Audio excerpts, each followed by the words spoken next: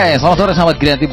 Kembali kita bersama untuk di suasana sore hari ini. Seperti yang Yuda katakan bahwa kita akan bersama di acara Numpang Dampang untuk di suasana sore hari ini. Di hadapan Yuda sudah ada dua rekan kita, teman-teman dari mahasiswa STIMIK Catur Sakti Kendari. Benar nggak? Ya, benar. Iya, benar. Benar ya. Hai, apa kabar buat kalian berdua? Ya. Alhamdulillah. Baik. Siapa nih? Abdul Hamid ya? Abdul Wahid. Abdul Wahid. Oke, Abdul Wahid yang mana nih? Yang Saya, pakai Pak. topi. Terus yang sana, kok panggil Bapak? Jadi ketuanya. Yang satunya siapa nih, Bro? Andito. Andito. Ya, selamat datang di Pro 2. Nah, kita mau bahas sesuatu yang menarik ini kalau menurut Yuda. Tapi nggak tahu buat pendengar kita pasti juga tertarik karena memang ini zaman yang memang serba digital. Topik hari ini kita juga sudah dapat bocoran bahwa peran mahasiswa dalam era digital di tahun 2022. Nah, iya, ngomong-ngomong kali ini jurusan apa sih? Sebelum kita jauh membahas tentang topik kita, mungkin nggak beda jauh, mungkin ada jurusan komputer atau jurusan apa ini mengenai digital. Dari si ini dulu deh, Abdul Wahid. Oke. Ya, Wahid, kamu jurusan apa? Kalau saya ini Pak, jurusan sistem komputer. Sistem komputer. Iya. Oke. Saya panggil Pak atau panggil Pak? Kakak lah. Panggil Kak ya. Yoi, bro. Lebih dekat ya. Iya. Oke, saya panggilnya apa nih? Panggil akrabnya kamu? Ya, panggil Wahid saja, Pak. Wahid. Kak. Dito siapa? Ya, Dito. Dito. Betul. Ke Wahid dulu deh. Semester berapa?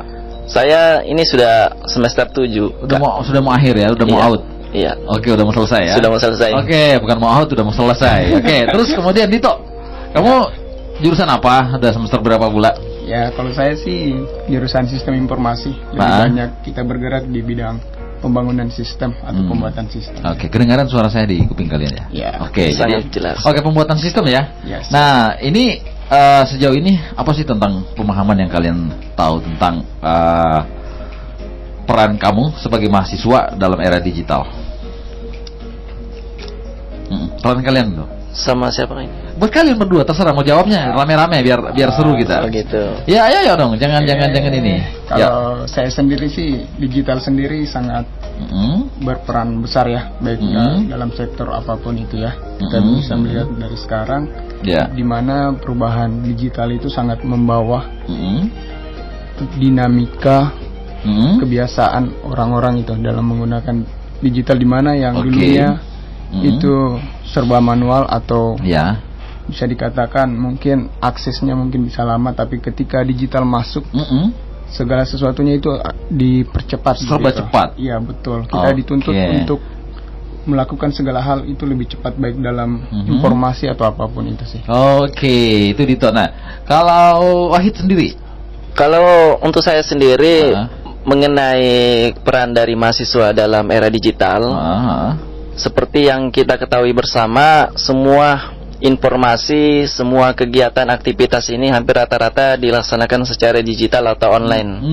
Dan dari pihak pemerintah pun ini sedang mengadakan atau melaksanakan kegiatan yang pertama itu adalah kegiatan akselerasi digital. Oke, benar. Yang masuk dalam kegiatan-kegiatan pendidikan dan sebagainya. Kemudian yang kedua yaitu kegiatan transformasi digital. Ini sebagai peluang bagi mahasiswa untuk bisa bagaimana melakukan kontribusi atau melaksanakan kontribusi dalam hal ini, khususnya di bidang digital dengan melaksanakan kegiatan-kegiatan atau aktivitas-aktivitas, entah itu dalam menyuarakan aspirasinya ataupun dalam hal yang lain yang mana itu dilaksanakan secara digital. Oke, seperti itu ya. Iya. Dari apa? Wahid. Iya. Oke, nah kita ngomongin tentang era-era digital di kalangan mahasiswa. Bagaimana sih sebenarnya dampak yang kalian rasakan sendiri sebagai seorang mahasiswa? Kalian berdua boleh jawab atau satu-satu boleh. Dari Dito dulu deh. Dampak yang kamu rasakan setelah ini benar-benar dunia kita ini berubah. Ya kan, berubah kan dari zaman manual yang tadi yang kalian bilang. Nah, sekarang sudah serba instan, serba internet, serba digital. Nah, apa yang kamu rasakan dampaknya? Kalau dampak sih Kamu seorang mahasiswa gitu, ngerjain PR lebih mudah atau dapat informasi lebih gampang atau apalah, mengerjakan sesuatu mungkin lebih apa? Coba. kalau untuk dampaknya sih sebagai seorang mahasiswa nih, sebagai seorang mahasiswa nih. Iya, betul. Sangat besar, apalagi kita berada di suasana yang sangat mencekam bisa dikatakan, apalagi COVID-19 ini ya. Digital ini sangat membantu sekali dalam proses pembelajaran utamanya. Kita daring ya? Ya betul sekali. Itu sangat membantu, apalagi kalau kita mencari, mengakses informasi-informasi, terutama kita di bidang IT, ya pastinya kami harus berusaha mengupdate dirinya juga kita sendiri sih dalam dunia digital, dan bisa kita belajar juga mempelajari peluang-peluang yang besar di luar sana sih. Kalau kami mahasiswa. Oh, keren dan ya. Melalui digital juga ya bisa kita mendapatkan relasi-relasi yang lebih besar di luar sana. Bener. Oke, Dito. Oke, nah ke Wahid lagi nih, Wahid. Kamu kan sudah hampir selesai, hampir kelar nih. Iya, Kak. Ya kan? Jadi jurusan kamu tadi apa tadi? Sistem komputer. Sistem komputer. Nah, sejauh ini terapan era digital di masa-masa engineering time kamu menjadi seorang mahasiswa itu, kedepannya kamu bakal mencoba menjadi sesuatu apa gitu? Apa yang kamu sudah rancang dalam mindset kamu? Kalau untuk yang sekarang yang saya alhamdulillah sedang mengerjakan, walaupun itu saya bilang masih hal-hal yang kecil, yaitu saya sekarang sedang membangun sebuah platform digital, yaitu di YouTube. Saya alhamdulillah sekarang sedang main di YouTube. Udah jadi YouTuber juga nih ya? Iya, Pak. Nah, kamu ngambil konten apa nih? Jadi saya fokusnya kontennya tentang ini, berbagi tutorial Android, komputer, tentang website dan teknologi-teknologi yang lain. Kemudian sambil juga saya ini bangun platform lain di Instagram dengan membuat edukasi tentang teknologi dalam bentuk pamflet, dalam bentuk gambar. Dan sekarang juga sedang masuk lagi di Facebook. Kan kebetulan Facebook juga ternyata bisa menghasilkan dengan Facebook AdBreaks juga. Di situ saya sedang dalam proses membangun atau merintis. Oke, sejauh ini follower kamu di YouTube udah banyak? Kalau di YouTube, karena ini saya baru 2 tahun juga, masih belajar juga formula untuk membangun YouTube. Alhamdulillah follower saya itu sudah 6.800-an lebih. Udah menghasilkan cuan berarti belum? Alhamdulillah sudah, Pak. Sudah ya? Itu udah berapa besar yang kamu dapatkan? Coba boleh dong bisa cerita, ini kan menjadi inspirasi buat teman-teman nih. Kalau untuk penghasilan yang paling besar itu pernah saya dapat itu sekitar $150-an. 150-an dolar. Kalau dikonversi ke rupiah? Kalau dikonversi ke rupiah itu sekitar 2.300.000-an. 2 juta ya. Kaget juga ya pas tiba-tiba udah langsung bunyi aja SMS banking gitu kan? Iya. Dapat informasi, hey bro, kamu dapat duit. Nah teman-teman sahabat kreatif, kalian juga boleh nanti ikut tanya-tanya ke dua narasumber juga di Numpang Nampang terkait dengan topik kita, peran mahasiswa dalam era digital di tahun 2022. Ada Abdul Wahid dan juga ada Dito ya. Nanti kita akan kembali lagi ya dengan dua teman kita yang luar biasa, yang memilih tema yang luar biasa hari ini, mahasiswa dalam era digital. Tetap di Pro 2, kita masih bersama untuk di Numpang Nampang. Ya sahabat kreatif Pro 2 FM, kita kembali lagi di Numpang Nampang dengan dua teman kita mahasiswa dari STIMIK Catur Sakti ya. Oke, kita lanjut lagi ya dengan kita coba ngobrol-ngobrol. Bagaimana sih persiapan kamu sebagai seorang mahasiswa dalam menghadapi era digital tahun 2022 ini yang semakin besar dan semakin berkembang. Nah, tadi kalian kan sudah buat kanal itu, buat Facebook apa tadi yang menghasilkan? Ya, aduh suara enggak kedengaran. Facebook apa? Facebook AdBreaks. Oke, AdBreaks ya. Terus kemudian Dito nih, untuk buat kamu nih sebagai seorang mahasiswa juga. Nah, persiapan yang kamu akan hadapi di era digital tahun 2022. Kalau persiapannya, persiapannya apa nih?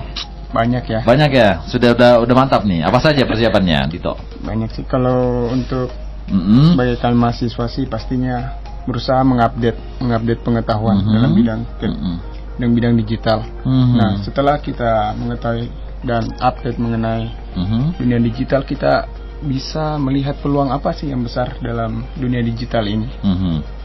Nah, seperti tadi sudah dijelaskan oleh rekan saya Wahid, ya banyak yang bisa kita pakai platform untuk membangun karir kita. Ya. Nah, sejauh ini Dito, kamu juga sudah mencoba atau merambah di dunia digital itu seperti apa? Apakah sama dengan Wahid? buka buat YouTube, buat kanal sendiri atau buat konten apa gitu? Kalau saya sih lebih sering kerja freelancer. Saya bergerak di bidang pembuatan sistem. Seperti ya betul. Seperti web portofolio yang biasa membuat web portofolio ya. Ya, sama desain juga biasa kami kerjakan. Itu semua freelancer, dan ya itulah kelebihannya digital, dia menyambungkan kita dari berbagai orang-orang yang kita tidak pernah ketemu langsung gitu. Jadi melalui dunia internet kita hanya saling komunikasi dan menyesuaikan apa yang menjadi kebutuhan mereka kita juga berikan, dan apa juga menjadi kebutuhan kita juga berikan. Ini keren. Karya yang kamu rasakan yang spektakuler yang pernah kamu buat apa nih, Dito? Paling sering sih web portofolio sih. Ya, itu kebanyakan yang datang perusahaan. Ya, sering-sering. Oh gitu ya. Tiba-tiba datang hari ke kamu gitu. Ya, itu juga berpengaruh di portofolio kita juga sih. Gimana kita membuat atau mendesain portofolionya kita itu semenarik mungkin agar orang lain juga tertarik gitu ya. Betul, ketika mereka cek website-nya kita, dia lihat di bidang-bidang ini yang sudah mereka sering kerjakan begitu. Jadi ada sebuah pengalaman tersendiri, dan terus mereka juga memiliki kepercayaan kepada kita begitu. Jadi kita juga berusaha memberikan yang terbaik kepada mereka. Gitu ya. Wow. Udah banyak perusahaan-perusahaan yang datang sama kamu. Ya, lumayan sih. Lumayan ya. Sudah menghasilkan pula ya. Ya, lumayan. Kuliah sambil menghasilkan duit. Ini kalian sudah tangkap, kalian berdua. Ternyata seiring dengan berjalannya waktu, kalian kuliah tuh sudah bisa menghasilkan cuan. Itu gimana sih rasanya? Dari sini Wahid dulu deh. Pertama kamu mendapatkan hasil dari karya kamu membuat konten di YouTube itu, ceritanya gimana? Kamu merasakan sesuatu, dapat cuan itu gimana? Yang kamu rasakan, terus boleh diceritain ke teman-teman.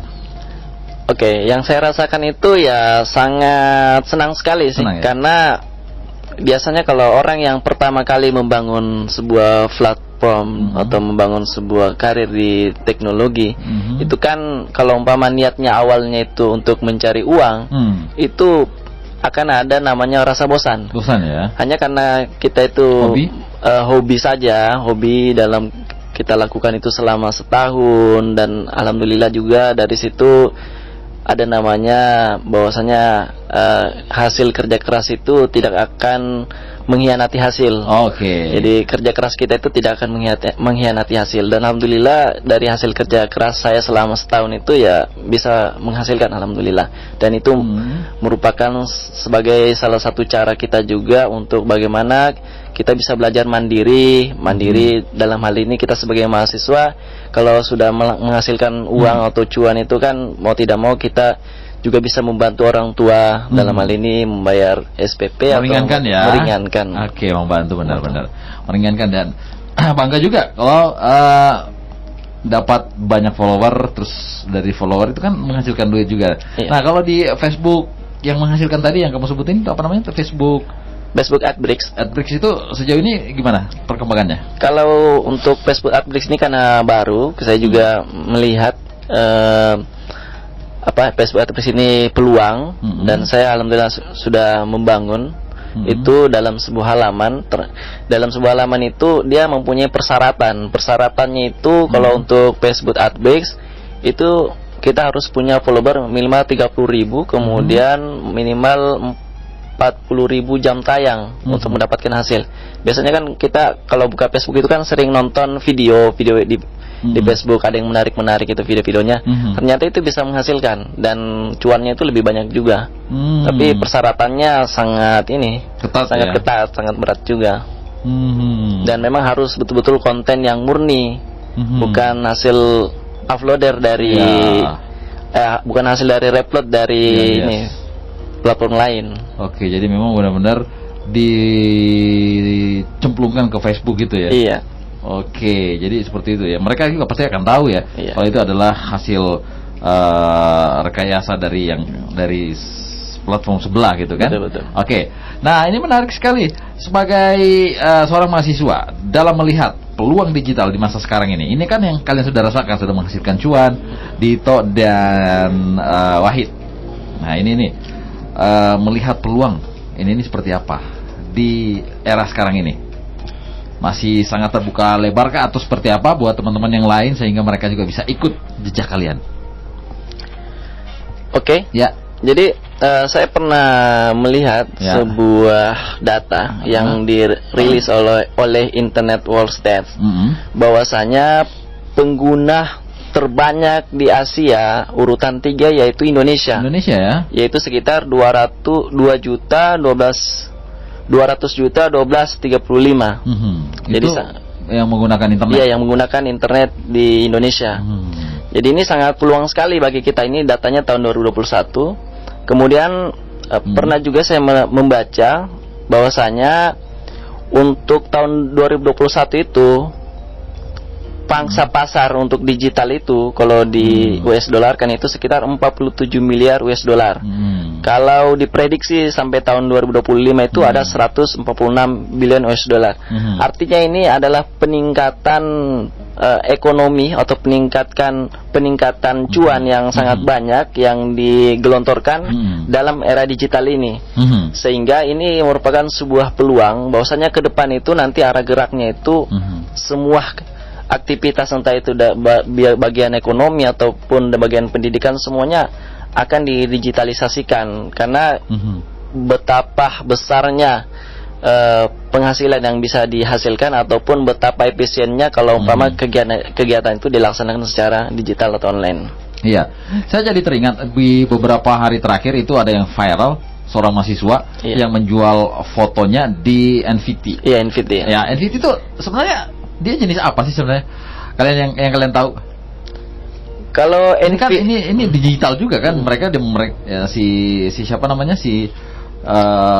siapa namanya? Aku jadi Al-Ghazali itu. Dia jadi terkenal tuh, mendapatkan duit sampai sekian miliar. Hebatnya, hanya menjual foto loh. Iya. Itu gimana sih NFT perkembangannya sejauh ini? Ya saya ini. Apakah kalian juga sudah coba untuk masuk ke hal itu? Ya semenjak viral Al-Ghazali itu, saya coba-coba juga, coba-coba install aplikasinya, namanya OpenSea. Oh, OpenSea ya. Jadi di situ kita bisa menjual karya-karya digital kita. Tapi saya melihat di OpenSea itu yang dijual itu memang karya digitalnya yang bagus-bagus, yang unik-unik, sehingga memang ketika si Al-Ghazali ini menjual di situ itu kan istilahnya masuk di tempat yang mana di tempat-tempatnya ini karya-karyanya bagus-bagus. Ini kok masuk karyanya jelek, berarti kan unik. Nah, sehingga kalau yang saya melihat itu dia kan sudah mengupload foto selfie-nya itu selama 5 tahun, baru menghasilkan kemarin tahun 993 foto. Iya, betul, salah ya, 993 foto, dan tiba-tiba dia itu bisa menghasilkan duit yang banyak. Iya, miliaran ya. Tapi dia dapat berapa persen tuh? 15% dari sekitar berapa? 1,5 miliar dia dapatnya ya, kalau nggak salah. Iya. Oke, ini luar biasa. Kalau kalian yang dapat sampai segitunya gimana nih ekspektasinya?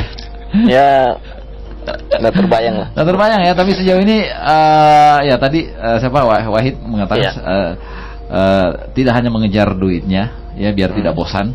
Nah ternyata harus berbuat saja ya, membuat sesuatu konten yang semenarik mungkin. Iya, betul. Biar nggak bosan. Itu ceritanya seperti apa sih biar yang lain tidak tertanam dalam mindset mereka, saya harus dapatkan duit deh untuk membuat sebuah konten. Ya kalau saya sih berbuat aja tuh seperti apa? Ada 2. Yang pertama, kita buat konten itu karena ada masalah, entah itu masalah di masyarakat kah, atau dari teman-teman kita, ataupun dari masalah kita sendiri. Kemudian kita buatkan konten. Kemudian yang kedua, karena ada manfaat. Kalau umpama itu bermanfaat, terus menjadi menarik buat untuk ditonton, itu menjadi penyemangat sih di awal. Nah, inilah peluang-peluang digital ya di masa sekarang ini yang kalian tangkap. Nah, Dito sendiri seperti apa? Kalau saya sih peluang digital ya sudah terbuka lebar ya, tidak seperti dulunya lagi. Karena digital ya tadi sudah dijelaskan beberapa presentatif data statistik mengenai penggunaan digital, dan itu memiliki peluang yang sangat besar. Iya betul. Tapi kita tidak hanya sebatas melihat digital itu begini, digital itu seperti ini, tapi kita tidak melakukan action atau eksekusi untuk mengupdate diri kita, untuk mengupgrade lah istilahnya, agar kita bisa menyesuaikan dengan perkembangan teknologi begitu. Jadi kita berusaha, bukan dipaksa, tapi kita berusaha untuk diarahkan ke situ. Jadi ketika ada satu perubahan yang besar dalam era digital, jadi kita tidak merasa kaget gitu dengan situasi tersebut, tapi kita sudah memiliki persiapan. Oke, persiapannya ya. Dan ya kalian sendiri sudah mencoba dan melihat peluang besar ini akan, dan memang sekarang di eranya ya, bukan cuma mahasiswa, di dalam dunia kerja pun semua serba digital. Nih lihat yang di Pro 2 ini kan serba digital nih. Komputer 3, 4 yang udah hadapi ini semua serba online. Nah, inilah perkembangan, dan memang di dunia kerja pun itu kita dituntut juga untuk upgrade tentang bagaimana cara kerja kita, dan sangat memudahkan. Betul. Nah, kalau mungkin kalian pas datang tadi gimana itu Kak Yuda kerjanya sampai dengan komputer online semua tuh depan-depannya ya kan? Ya, tapi itulah teknologi yang memang sangat memanjakan kita. Nah, menurut kalian teknologi yang sampai ada yang menyalahgunakan itu seperti, ada banyak gini kan? Banyak orang yang justru membuat konten yang jelek. Tapi semakin jelek konten itu, ya tanda kutip itu semakin banyak yang suka. Itu menurut kalian seorang mahasiswa yang memang menyukai teknologi, nah gimana cara pandang kalian melihat itu? Ya kan kita tidak menutup mata loh. Coba lihat konten-konten yang jorok. Ya, itu kan semakin banyak penontonnya itu. Trennya langsung. Ya, coba gimana menurut Wahid sendiri? Ya, kalau menurut saya ya, kalau umpama ada konten kreator yang membuat konten tentang ya, yang seperti jorok-jorok yang tadi, yang jorok-jorok. Kita nggak usah sebutin joroknya seperti apa ya. Mau tidak mau, kalau umpama kita buat konten begitu, nanti penonton pengikut kita juga semuanya orang-orang yang toksik. Misalnya follower kita juga orang-orang yang seperti itu juga, berarti identik dengan kita juga. Misalnya kita bikin konten itu berarti identik dengan diri kita sendiri. Oh ya. Kemudian yang kedua, kalau kita bikin konten seperti itu, kemudian ditonton oleh orang-orang atau mungkin anak-anak yang di bawah usia yang tidak harus nonton itu, lalu dia kerjakan, mungkin karena dengan video itu terus akhirnya tiba-tiba dia lakukan sama temannya atau mungkin sama orang tuanya, berarti kan termasuk dosa jariah. Kalau itu dia.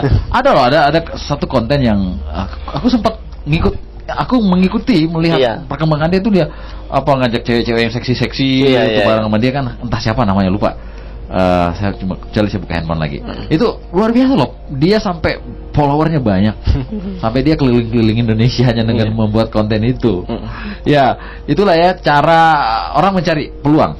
Nah, di satu sisi kalian akan maunya membuat konten itu yang positif. Ya kan, tadi contoh dari Wahid sendiri tadi membuat konten tentang tutorial Android komputer. Oke. Itu yang dibuat ya. Iya. Jadi memang tadi yang saya tambahkan lagi, bahwasanya kalau konten-konten kita itu mau tidak mau iklan yang masuk juga kan adalah iklan-iklan yang kurang-kurang baik lah, dan itu kalau dalam segi penghasilan kan kita sebagai umat manusia kan pasti dituntut untuk mendapatkan penghasilan yang baik kan, yang halal, yang mana tidak secara instan atau memang penghasilannya ya itu barokah lah begitu. Ya, betul. Berkah. Peluang di era digital, khususnya kalian berdua ini seorang mahasiswa ini, dan melihat teman-teman kalian, apakah mereka juga ikut mengambil peluang ini? Kalau dari kacamata Dito sendiri melihat teman-teman kamu yang ada di kampus, apakah mereka juga seheboh yang kamu rasakan gitu? Mereka betul-betul kejar membuat kalau untuk sekarang sih di kampus ya, kebetulan saya sempat pegang di bidang teknologi dan riset juga di bagian BM. Ya, kami menginisiasikan bagaimana kita bisa membagi pengetahuan kepada mahasiswa STIM Catur Sakti juga mengenai dunia digital. Kita mulai mengadakan workshop, baik itu workshop di web dan back-end-nya juga sekaligus, dan Android. Nah, itu kami juga bisa memberikan pengetahuan bahwa dengan memiliki bidang-bidang ilmu tersebut, kita sudah memiliki bekal begitu untuk persiapan dunia digital. Jadi setelah mereka tahu ya, kita akan mengarahkan bagaimana sih dunia kerjanya di bidang web developer dan back-end, itu pun juga Android. Oh, ini menarik teman-teman sahabat kreatif. Buat siapa? Wahid sendiri. Betul. Nah, Wahid nih, kita kan sudah berbicara mengenai peluang, dan peluang itu sudah kalian tangkap dan sudah kalian kerjakan. Nah, kembali ke cara pandang seorang mahasiswa melihat perkembangan teknologi yang sangat pesat ini. Ini menurut kamu gimana? Kamu mau sikapi seperti apa? Perkembangan yang cukup pesat dan bahkan sulit kita untuk mengejarnya, kan? Ya, betul. Tertati-tati, tetapi memang harus suka tidak suka ya. Mau tidak mau kita harus berada di dunia itu. Nah, Wahid sendiri. Ya. Oke, jadi di satu sisi dengan perkembangan teknologi ini, sebenarnya kalau kita berpikirnya secara positif atau secara baik, sebenarnya dengan perkembangan teknologi yang cukup pesat ini lebih banyak kebaikannya daripada keburukannya. Hanya kan tergantung cara pandang kita melihat teknologi ini. Hanya karena memang saking mudahnya teknologi ini sehingga yang membuat kita itu merasa ingin instan saja. Jadi ada namanya rasa bosan, ada namanya rasa malas karena saking mudahnya informasi, saking mudahnya sesuatu, bahkan makan saja ya kita pesan kan itu kan serba digital, serba digital. Jadi itu yang membuat mungkin salah satu keburukannya juga sih dengan adanya digital itu, kita menjadi malas beraktivitas, malas bergerak atau biasa dibilang mager lah gitu. Malas. Kita tahan dulu. Nah, kita akan bahas tentang bagaimana teman-teman mahasiswa bahkan orang-orang yang sudah sukses membuat peluang digital menjadi lahan bisnis atau pekerjaan. Kita akan kembali sesaat lagi. Oke, sahabat kreatif Radio FM, kita lanjut lagi komunikasi kita bersama dengan dua teman saya, Wahid dan juga Dito. Nah, ini kita mau ngomongin. Nah, ini kan Kendari semakin berkembang ya, Bro ya. Kita melihat. Nah, kalian melihat sendiri anak-anak muda Kendari itu menangkap peluang bisnis di era digital itu gimana? Kalian melihat hal ini? Apakah perkembangannya juga cukup pesat? Dari Wahid dulu. Iya, memang untuk di kota Kendari sendiri sih ini saya melihat juga alhamdulillah sudah banyak juga yang mengupgrade pengetahuan tentang teknologi. Banyak juga youtuber yang sudah menghasilkan cuan lebih banyak lagi di kota Kendari. Banyak yang ini jualan-jualan online atau menjadi dropshipper. Kemudian banyaklah yang bisa dilaksanakan, yang dilakukan di kota Kendari ini. Khususnya memang bagaimana bisa produktif di era digital.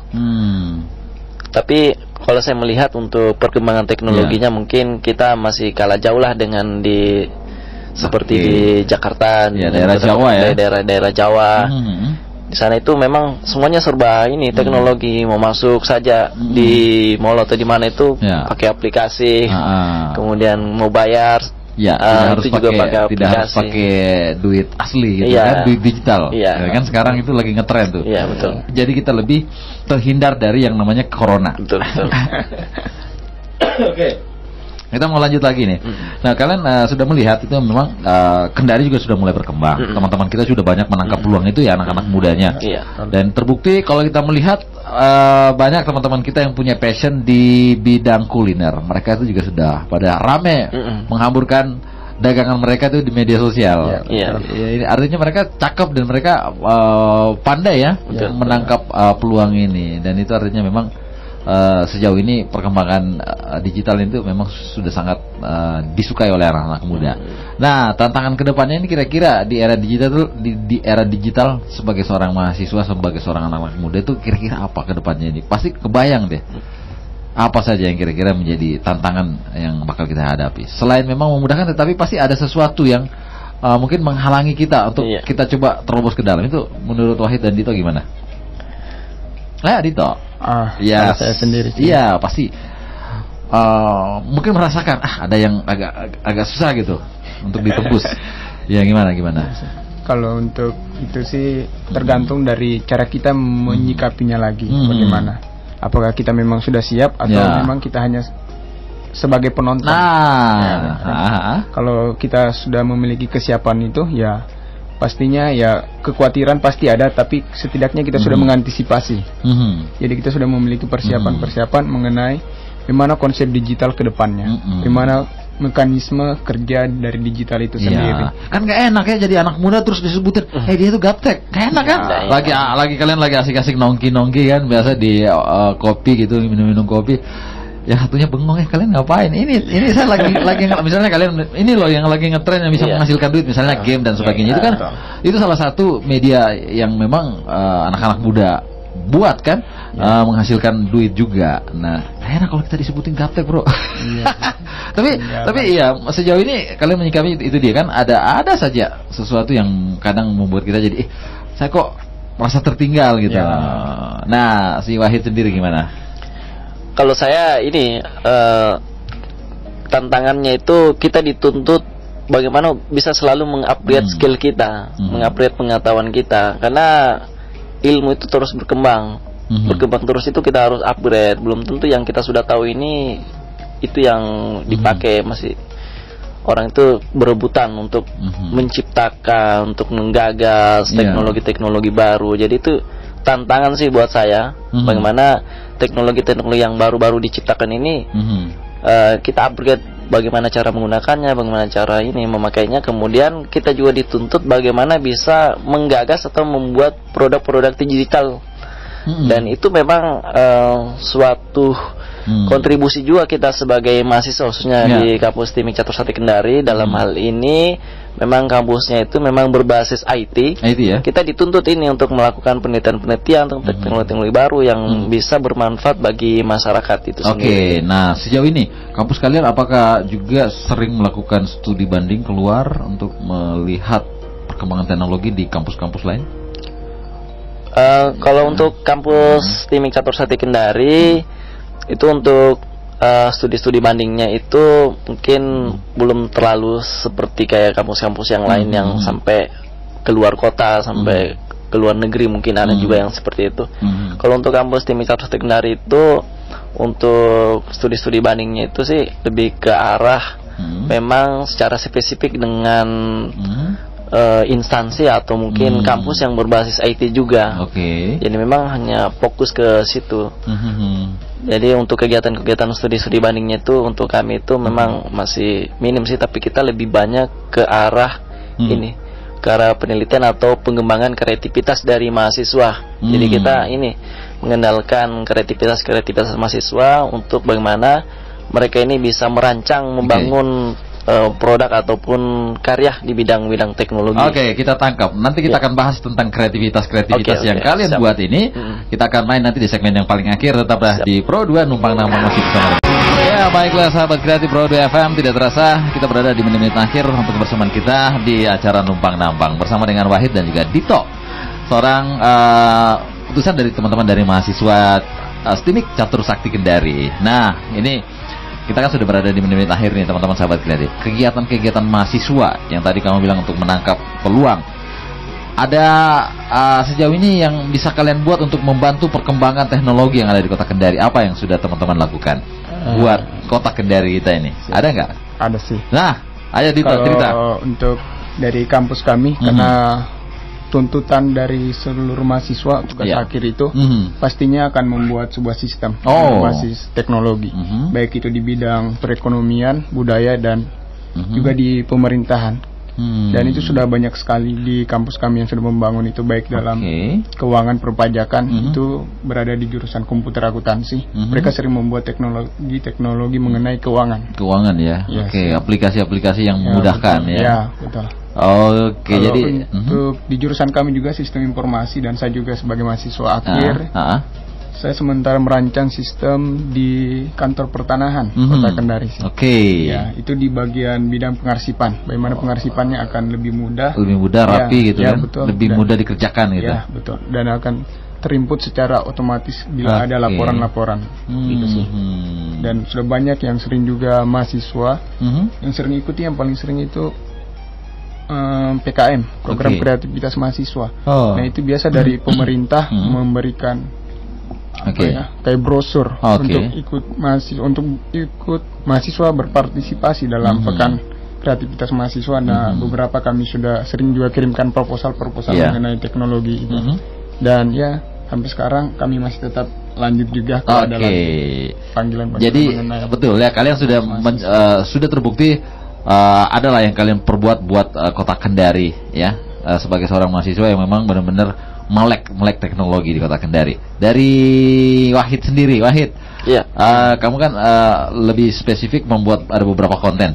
Nah, tadi jurusannya adalah sistem komputer. Tetapi melihat peluang itu ada di semua platform. Iya. Nah, sebagai seorang sosok mahasiswa yang akan berakhir pula ini, apa lagi yang akan kamu buat ke depan ini untuk diri kamu dan juga kampus yang bakal kamu tinggalkan nanti? Misalnya apa ya? Ada sesuatu yang mau kamu menjadi bekas buat tanda mata dari kamu buat kampus kamu? Ada nggak terbesit dalam pikiran kamu ini yang saya mau tinggalkan deh buat kampus saya? Selain dari konten kamu secara pribadi, ada nggak, Wahid? Belum sejauh ini. Kalau untuk saya, alhamdulillah ini di kampus itu sekarang kita sedang inisiasi, namanya kampus YouTuber. Jadi, ada ya? Ada, tapi ini masih lingkup internal, belum kita publish. Jadi memang ini terinspirasi dari Imam Januar di Bondowoso itu yang merintis atau yang menginisiasi namanya Kampung YouTuber. Kampung YouTuber ya benar. Bisa dicek itu, dia pernah viral. Jadi kami terinspirasi membentuk kampus YouTuber juga. Jadi bagaimana mahasiswa-mahasiswi itu bisa berkarya membuat konten kreator di komunitas yang kami buat itu dengan ini budget yang gratis, maksudnya free. Kami tidak mematok harga ya. Kami melakukan pelatihan ya sesuai apa juga yang kami ketahui dan itu kami coba bagikan dengan secara gratis. Keren. Kemudian setelah itu untuk di BEM atau di organisasi mahasiswa sendiri, alhamdulillah kami sudah menginisiasi terbentuknya komunitas mahasiswa STIMIK Catursakti Kendari, dan itu sudah kita laksanakan beberapa kegiatan yang sudah dijelaskan tadi, yaitu kegiatan workshop. Itu kita sudah mengadakan kegiatan beberapa kali workshop, dan memang kedepannya itu akan dikembangkan sehingga nantinya mereka yang mahasiswa di STIMIK itu bisa membentuk komunitas-komunitas kecil seperti umpama yang senang dengan belajar website, nanti mereka buat namanya komunitas belajar website, komunitas belajar Android, komunitas Linux dan sebagainya, sehingga nanti di komunitas itu nanti akan kami harapkan bisa melahirkan banyak mahasiswa-mahasiswi yang notabene itu ya memang keluaran dari komunitas itu. Karena pernah ada alumni itu yang membawakan sebuah webinar, membawakan sebuah webinar bahwasanya dia mengatakan begini, saya bisa membangun perusahaan ini, bisa mempunyai penghasilan ini, itu bukan saya dapatkan semata-mata karena belajar di kampus, tapi saya dapatkan itu memang karena belajar di komunitas-komunitas itu, katanya seperti itu. Jadi memang era digital ini membuat orang itu ketika dia pandai menangkap peluang itu, dia akan menjadikan sesuatu yang menghasilkan, dan menjadikan itu selain yang tadi Wahid dan Dito bilang hobi mendatangkan cuan. Itu keren ya. Hobi yang mendatangkan cuan ya.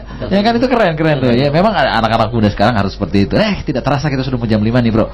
Pesan buat pendengar kita sebagai anak-anak muda Kendari, gunakan teknologi sebijak mungkin, gunakan teknologi sepandai-pandainya buat kalian untuk membuat konten atau mungkin menghasilkan duitnya. Dari Dito dulu, Dito, pesan buat teman-teman atau anak-anak muda. Pendengar kita kan banyak anak-anak muda semua. Kalau dari saya sih, bagaimana kita menyikapi hadirnya teknologi di ranah kehidupan kita, begitu pula juga akan menggambarkan kita siapa sebenarnya.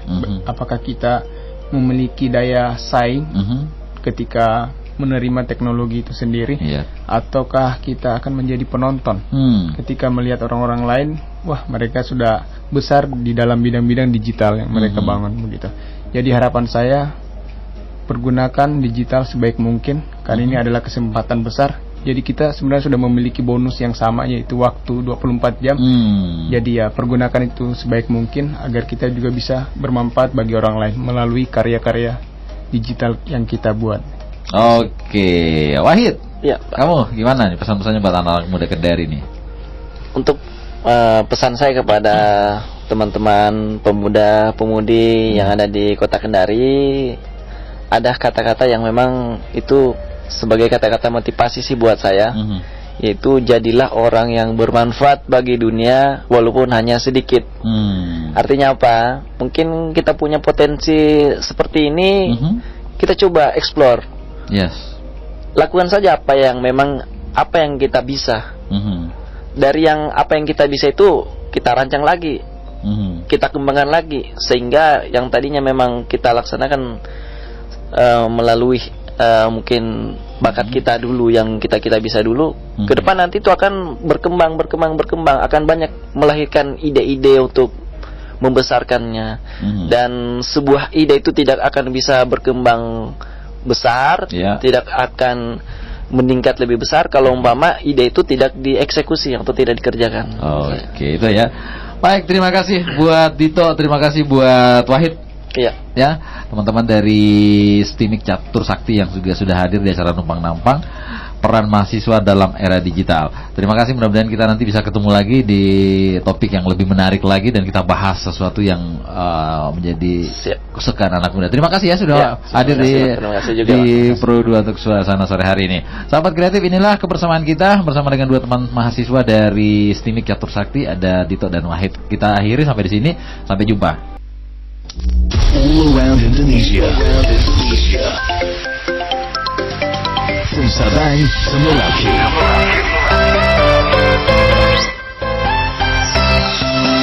Pro 2 FM. Suara kreativitas.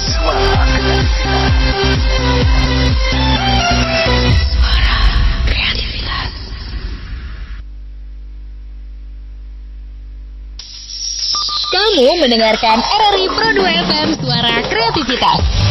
Mau tahu info musik terkini atau informasi kreatif dan inspiratif? Tetap di RRI Pro 2 FM, Suara Kreativitas.